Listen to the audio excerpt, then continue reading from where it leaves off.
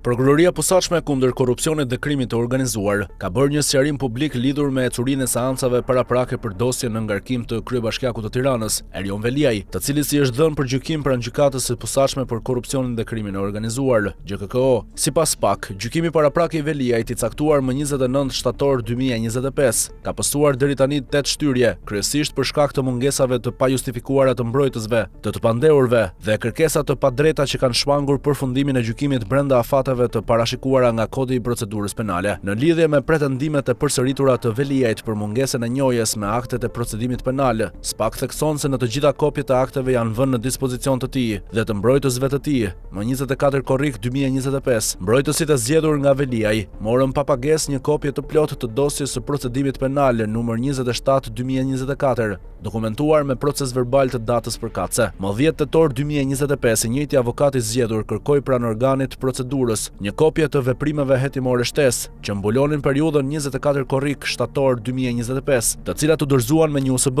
duke përmbushur në këtë mënyrë të gjitha detyrimet ligjore për informimin e të pandehurit. SPAK sqaron se çdo pretendim më mëtejshëm mbi mungesën e njohjes me aktet nuk ka bazë ligjore, pasi prokuroria ka respektuar plotësisht nenet e Kodit të Procedurës Penale për vënien në dispozicion të dokumentacionit dhe informimin e të pandehurit. Prokuroria thekson gjithashtu se ndër veprimet e mëtejshme mes Veliajt dhe avokatet të tij janë pjesë e marrëdhënies së tyre profesionale dhe nuk kanë ndikim në organin procedues. SPAK siguron se do të vazhdojë të zbatojë ligjin, duke garantuar një proces gjyqësor të rregullt, të drejtë dhe transparent, dhe duke respektuar të drejtën e të pandehurve për t'u njohur me materialet e hetimit. Ky sqarim vjen në një moment kur publikisht janë shfaqur pretendime mbi procedurat dhe afatet e gjykimit, dhe SPAK konfirmon se të gjitha hapat procedurale janë ndjekur sipas ligjit, duke ruajtur standardet e integritetit dhe transparencës në trajtimin e çështjes penale në ngarkim të kryebashkiakut të Tiranës.